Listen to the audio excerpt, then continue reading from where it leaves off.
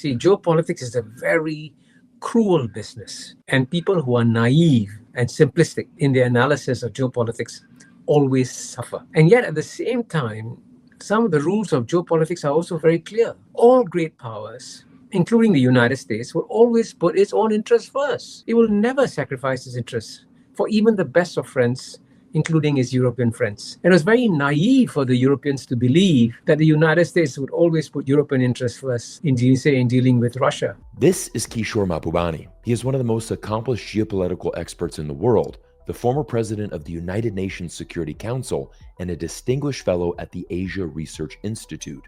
Professor Mahbubani is the author of several books, including Living in the Asian Century and his groundbreaking book about China's growing influence in the world, entitled Has China Won? In today's interview, Kishore and I dive into the European role in the negotiations surrounding the end of the war in Ukraine. As tensions rise, European leaders find themselves sidelined, with no clear voice in the negotiations between the US and Russia. Professor Mahbubani recently authored an article for Foreign Policy entitled It's Time for Europe to Do the Unthinkable. And in today's video, we go through Europe's 3 options for the future and how the war in Ukraine can effectively end. Later in our interview, we shift focus to China, and I asked the professor to share his thoughts as a Singaporean on how China is increasing its influence throughout the world. We discussed China's latest developments in AI and renewable energy, and I bluntly asked the professor the same question of his book title, Has China Won? Finally, we end our discussion debating the most dangerous issue in the world, which in Professor Mahbubani's opinion is the future of Taiwan. Trust me, you'll want to hear every minute of today's conversation, and make sure you watch to the end as Professor Mahbubani reveals his exact strategy on how Western countries should handle China. Let's begin. Well, ladies and gentlemen, it is a great honor to welcome into the studio Professor Kishore Mahbubani.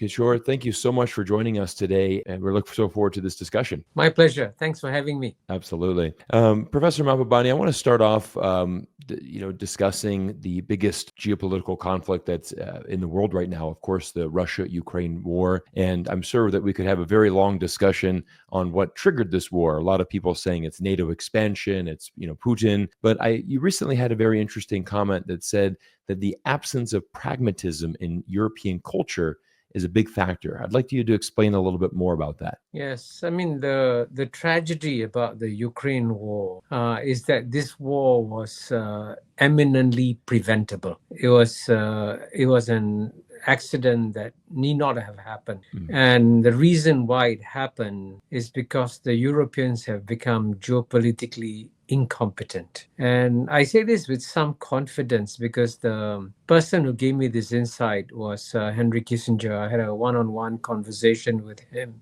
about a year before he passed away in October 2022. And he was lamenting the fact that the European leaders are no longer thinking big picture, long term, and looking at the overall environment before making political judgments. So, for example, I want to emphasize one fact so that there's no misunderstanding. The Russian invasion of Ukraine is illegal. Correct. Nothing can justify that invasion. That's very clear. Right. But at the same time, that invasion could have been prevented if the Europeans had shown any kind of geopolitical competence and acknowledged that since they have to live with Russia over the next 100, maybe 1,000 years, Right. maybe they should take into consideration Russia's security concerns and especially if Russia feels threatened by some moves that they're making. And the Russians made it abundantly clear that the continuous eastwards expansion of NATO was endangering their security, and they gave all kinds of warning signs. And American scholars like John Mearsheimer and Jeff Sachs have actually provided a lot of data that shows that these warnings were very, very clear. And it's very puzzling that the European leaders chose to ignore these warnings and continue to push for the expansion of NATO. And I think, of course, right now, as you know, the Europeans are paying a very heavy price for their geopolitical incompetence, because the one lesson of history, and this goes back 2,000 years, never put all your geopolitical eggs in one basket. And the Europeans put all their geopolitical eggs in one basket called the United States of America, on the assumption that the United States of America would always, in one way or another, protect European interests, even by sacrificing American interests. That was an absurd geopolitical assumption, because all great powers will always put their interests first. So in a sense, whatever Donald Trump is doing now is behaving like a logical great power leader, whereas the Europeans have been behaving as incompetent leaders by not considering worst case options when they enthusiastically supported the expansion of NATO. Yeah, that's a very good insight there. So do you think with, Donald Trump's pivot now and really, changing 180 degrees from the previous administration, would you just say that is more him acting in the United States' best interest and like you said, acting like a superpower? So this has really come to be expected, this Donald Trump's move? Well, unfortunately, you see, geopolitics is a very cruel business, and people who are naive and simplistic in their analysis of geopolitics always suffer. And yet, at the same time, some of the rules of geopolitics are also very clear. All great powers, including the United States, will always put its own interests first. Right. It will never sacrifice its interests for even the best of friends, including its European friends. And it was very naive for the Europeans to believe that the United States would always put European interests first in dealing with Russia. Why should the United States do that? The United States has got its own interests, and the United States is now trying to work out a new relationship with Russia. And this could have been anticipated some time ago. And so I think it's important for the Europeans to sit back and reflect and ask themselves, why were we so naive? Where did we go wrong? And what can we do to make sure that we don't make the same mistakes again? In my article, I gave 3 specific suggestions for the Europeans. 1, consider withdrawing from NATO to send a signal that you're autonomous and independent. 2, work out a new grand strategic bargain with Russia. And 3, also consider working out a grand strategic bargain with China. So in a sense, act in your own interest and not in the interest of any other great power. Absolutely. I love that. And at the article that you're referring to, we're going to put a link down in the description. It was an article published in Foreign Policy entitled "It's Time for Europe to Do the Unthinkable." And you hit on each one of those 3 points. I wanted to dig a little bit deeper into those, though, because you say the first thing that Europe, one solution, right? You've given 3 practical solutions here for Europe. And I love the way that you've framed that. They've made some mistakes. They've got to really think about their future because they were very naive geopolitically. So what would that look like if Europe were to, leave NATO? And for example, your first suggestion, what would that actually look like? Well, I think it would send a very clear signal that Europe is declaring its geopolitical independence. And hence, from now on, Europe will act as an autonomous strategic actor on the world stage, putting its own interests first, And as I even concede in the article, Europe may not necessarily have to pull out of NATO, but by just declaring that it is prepared to leave NATO, it is sending a signal that if you don't take my interests into consideration, why should I remain a member of this club? And the best way for Europe to be treated with respect is to declare that it is willing to leave NATO, because its insistence on staying on in NATO, even though the United States has completely set aside European interests, gives the impression that the Europeans, as I say in a somewhat cruel fashion, gives the impression that the Europeans are licking the boots that are kicking them. And that's very unwise, extremely unwise in geopolitics, because in geopolitics, you got to be equally cruel and canny and shrewd if you want to protect your interests. And the best way to do that is to declare that if European interests are not taken into consideration, Europe is prepared to leave NATO. Right. Professor, tell us about the second option. I think you bring a very interesting thing is actually what I like what you said earlier is that Europe, knowing that they're going to have to live next to Russia for the next 100 years or 1,000 years, is actually working closer with Russia, and I'd like you to expand upon that. I mean, we know before the war, for example, most of the natural gas that was going into Germany, obviously going through Nord Stream pipeline, that was a very, very key element to Germany's manufacturing prowess. I'd like you to expand upon the second point. Is it possible for Europe to actually move closer to Russia after this conflict and after what we've seen? Definitely. See, in geopolitics, you must always put all options on the table, including, as I emphasize, the unthinkable options. And people forget. I mean, this is why I wish the Europeans would study Southeast Asia for a bit longer. When the ASEAN was set up in 1967 in the Cold War as a pro-American organization, its creation was denounced by both Moscow and Beijing in 1967. And you know what? So one would assume that, okay, because of that, ASEAN will forever be caught in an antagonistic relationship with its neighbor China. Right. But the ASEAN countries are extremely pragmatic. They said, hey, we have to live with China for the next 1,000 years, and we got to make sure that we find ways or means of getting along in such a way that on issues that are important to us, we stand up with China, and yet on other issues that are important to China, we find ways and means of getting along with China. So this is what pragmatism is all about. You adapt and adjust, and you negotiate a fair compromise, and then you have a good relationship for the long term. And I'm astonished that the Europeans didn't make any such effort at all to understand Russian concerns and to work towards building up the trust of the Russians with Europe. And this is an obvious thing that the Europeans should have been doing, because right now the United States is clearly the number one power in the world, no question whatsoever. One of the biggest lessons of history is that no one power remains the number one power forever. And 100 years from now, United States may not be the number one power, may not be the number two power, maybe the number three, number four power. If geopolitics is going to change, you must always keep your options open. But one thing that doesn't change are your neighbors. Your neighbors never go away. And a strong country like Russia, a resilient country like Russia, is not going to disappear anytime soon. So at the end of the day, the Europeans have to live with Russia over the next 1,000 years, and live with Russia even when the United States is no longer the great power. So why not work out your own autonomous arrangements with Russia, instead of saying, oh, when it comes to Russia, we'll just loyally follow whatever the United States does? And that's very unwise of the Europeans. And I say this as a friend of the Europeans. I'm trying to say, hey, take care of your interests first. Yeah, absolutely. I think both of these options are, fantastic and very, very insightful. I'd like to talk about the third one, because this one specifically involves China. And I think you bring up a very interesting point here. We see a tremendous amount of migrants, moving away from Africa, certainly going into Europe, and why? Because they're searching for a better life. They're wanting more opportunity.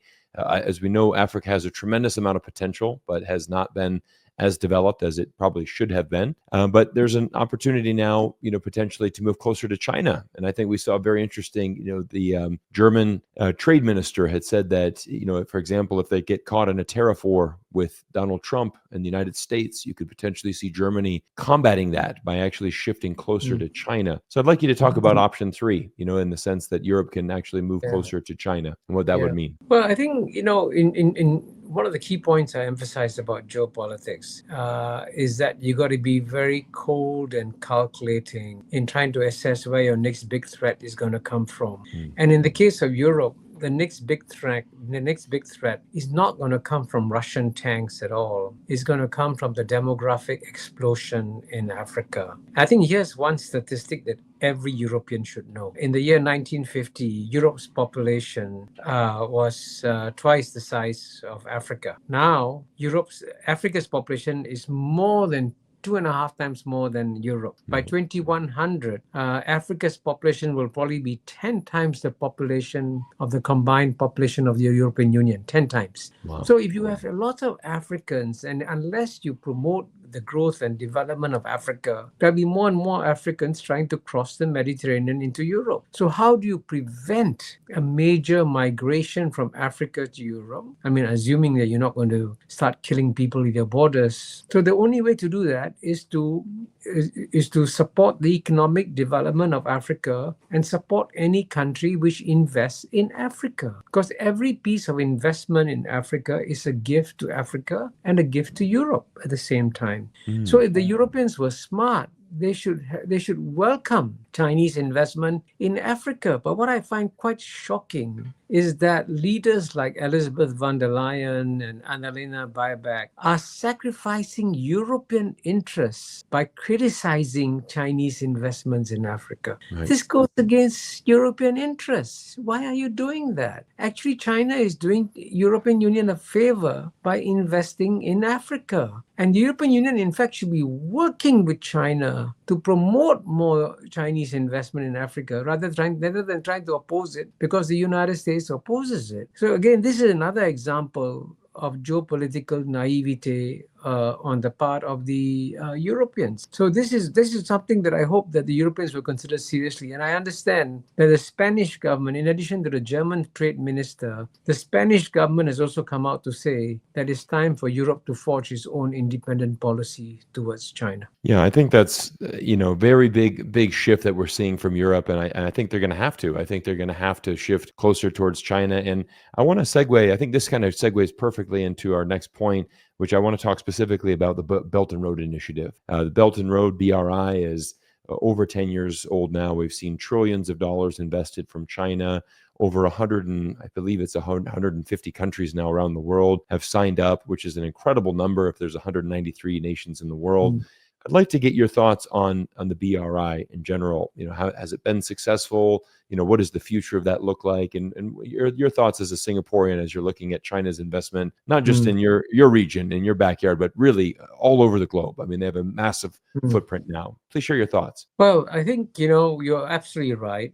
It's quite remarkable that over 150 countries have signed up to join projects affiliated with the Belt and Road Initiative, or BRI. And the reason why that's remarkable is that the Biden administration actually went door to door to every country in the world and said, don't join the BRI, don't join the BRI, don't join the BRI. And, so countries have to choose between taking the advice of the Biden administration or joining the BRI. And most countries in the world said the BRI is going to give me an opportunity to improve the infrastructure of my country, improve the trade links of my country. Why should I say no to it, right? Just because the United States asked me to say no to it. So it was very unwise of the United States to try and persuade countries not to join the BRI. The fact that 150 countries have joined showed that the American campaign against BRI has essentially failed. Now, of course, there are some countries that have refused to join the BRI, and they have every right to do so. I mean, Japan hasn't joined, India hasn't joined, Australia hasn't joined, but that's fair enough. They can do so. But the fact of the matter is that most countries in the world have decided to do so because it has led to concrete benefits. So you take, for example, Singapore's neighbor, Indonesia. The Indonesians, as you know, work with China to build a fast train between Jakarta and Bandung. And the Indonesians are elated that they have this incredibly fast train. And Indonesia, as you know, is in relative terms still a developing country. Its per capita income is much lower than that of the United States. But Indonesia now has a much faster train than the United States does. A train that I think is called Swoosh, if I'm not mistaken. Okay, and, nice. and so it's remarkable. So this is not just about infrastructure, because when you build a fast train and people in Indonesia say, wow, my country can build a fast train, guess what else my country can do? It also enhances the psychological confidence and also the psychological well-being of the population to see successful infrastructure projects being built and completed in their countries. And therefore, it was very unwise of the United States to oppose the BRI. And I think the United States, frankly, should now try to do the opposite, which is to welcome the BRI investment in United States, because frankly, much of United States infrastructure looks pretty third world. If you go to United States airports, if you take a fast train in the United States, and in fact, if you see some of the bridges collapsing in the United States, it would make sense for United States to work with China and BRI rather than to oppose the BRI. Now, I know it's not going to happen anytime soon, but it's an unthinkable option that the United States should consider for the future. Wouldn't that be amazing? The United States signing up to be on the BRI. I mean, I completely agree with you as far as the infrastructure and how this country is operating right now. And I think I'd like to talk a little bit more about China, because I know this is a country that you've studied tremendously, and I think obviously traveled there many times. I'd like to get your thoughts, because in 2020 you authored a book called "Has China Won?" And I think 2025 has been a very interesting year. We've seen these TikTok refugees, millions of Americans, being frustrated with the U.S. government wanting to ban TikTok, and then go to Xiaohongshu, which is Red Note, the Chinese app, and having these amazing cultural exchanges. Millions of Americans, millions of Chinese exchanging and learning more about each other's culture. We then saw DeepSeek come out and completely revolutionize the future of AI. Almost overnight, it seemed like, but really a breakthrough. Just last week, we've seen, China launch this animated film that grossed $1 billion in the first 11 days in the box office. I ask you 5 years later, here in 2025, has China won? Well, as you know, in my thesis, in my book called "Has China Won?", there is a question mark there at the end of the question. Right. So the title is not "China Has Won." Right. But there's no question that a lot of the key points I made in the book still remain valid, even though the book was published in 2020. The first point I emphasize is that the United States has launched a geopolitical contest against China. And I said American presidents may come, American presidents may go. It makes no difference, because this contest is driven by structural factors. And fortunately or unfortunately, my predictions have come true. You've had two very different presidents, Trump and Biden, since the book was written. But in fact, despite their differences, the consistent American policy of trying to stop the rise of China has continued. And secondly, I do make a key point that whatever the United States does, it must never underestimate China, because China, at the end of the day, still represents the world's oldest continuous civilization. It's been around for over 4,000 years. There's a reason for that. And in fact, all the remarkable achievements that you point to, whether it's DeepSeek or China's manufacturing prowess, or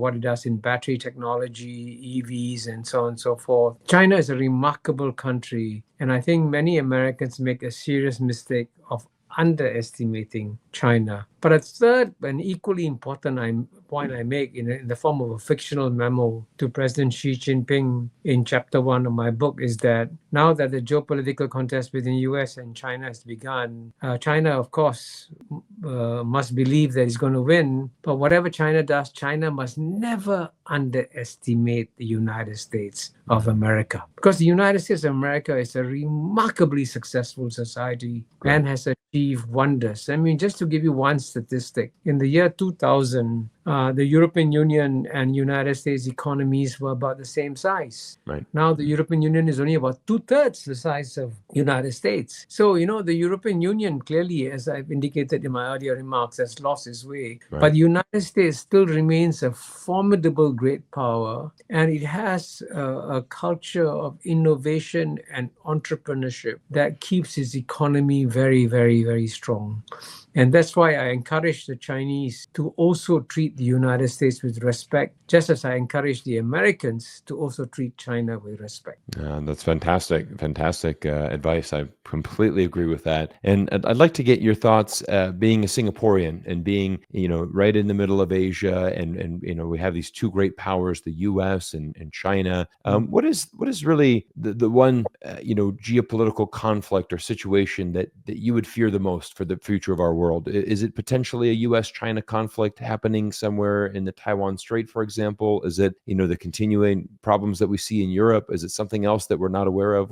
What is, given your analysis and your location in Singapore, what for you, what is that one big event that you're looking for in the future? Well, I think the most dangerous issue in the world, bar none, is the Taiwan issue. No question whatsoever. And in fact, I explained that, of course, in my book, Has China Won? Taiwan, at the end of the day, is a very hot potato politically, because it is the last living symbol of the century of humiliation that China suffered from 1842 to 1949. And I think it's very important for every American policymaker to study what this century of humiliation means for the Chinese mind. And that's why I came out with an edX course, a short 4-lecture course on the century of humiliation, so that Americans could understand it better. And, as you know, Taiwan was first separated from China when China suffered a humiliating defeat at the hands of Japan in 1895. And from the Chinese point of view, until Taiwan is reunified, the century of humiliation has not been closed. And that's why you have to manage the Taiwanese issue very, very delicately. Now, this doesn't mean that Taiwan should be returned to China tomorrow overnight. In fact,